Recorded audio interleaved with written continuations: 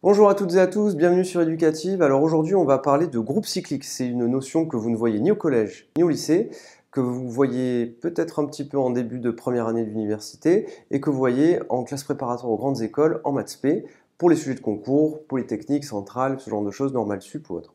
Alors, ce qu'on va faire aujourd'hui, c'est que c'est une vidéo qui est adaptée à toutes et à tous, autant pour les parents que pour les enfants, et j'ai adapté un petit peu le contenu pour tout le monde, pour que tout le monde puisse comprendre cette idée-là, qui est une idée qui est relativement complexe. Alors, en réalité, vous le connaissez déjà, la notion de groupe cyclique, vous oubliez tout ce que vous connaissez déjà, et on repart du début. On se donne ce petit cadran. Ce petit cadran, ça ressemblerait à peu de choses près au cadran d'une montre. Alors vous voyez que vous partez de 1, puis 2, puis 3, et ainsi de suite, vous tournez jusqu'à arriver à la 12e heure. Une fois que vous êtes à la 12e heure, qu'est-ce qui se passe? Bien, sur votre montre, il n'y a pas écrit 13, 14, 15, 16 et ainsi de suite. Sur votre montre, il y a écrit à nouveau 1. Ce qui veut dire que quelque part, vous pouvez imaginer que 12 plus 1, eh bien, vous arrivez sur 1. Donc quelque part, ça serait un petit peu la première fois de votre vie où si on vous demande combien ça fait 12 plus 1, vous pouvez dire, ah, 12 plus 1, chez moi, 12 plus 1, ça fait 1, puisque sur ma montre, c'est ce qui est écrit. C'est la première idée qu'il faut comprendre de la notion de groupe cyclique. Vous oubliez tout ce qui existe, et tout ce qui existe en réalité, ce sont ces valeurs-là, 1, 2, 3, 4, 5, 6, 7, 8, 9, 10, 11, 12. Et cette valeur 1 qui est très particulière parce que avec la valeur 1, une fois que j'ai 1, je rajoute 1, je tombe sur 2, et ainsi de suite, et ainsi de suite. Donc avec la valeur 1, je peux construire toutes les valeurs qui sont ici.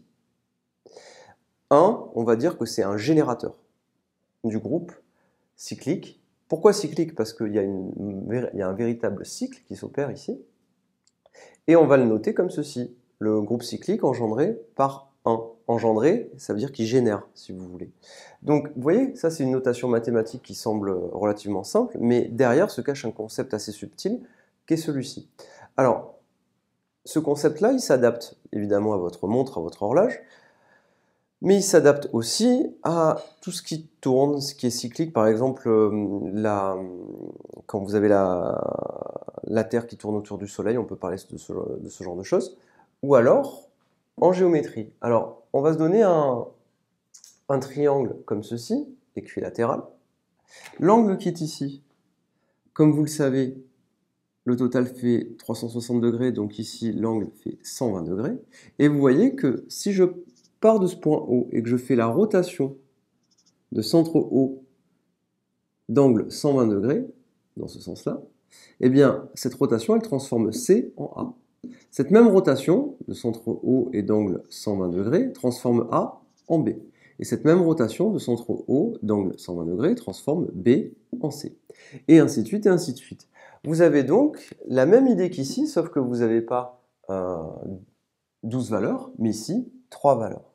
Et on va parler du coup, ici, on ne parlera pas de ces valeurs-là, mais on va parler de rotation d'angle 120 degrés qui vont transformer petit à petit tous ces points-là. Mais en réalité, à chaque fois qu'on appliquera cette rotation, on travaillera simplement avec les points A, C et B.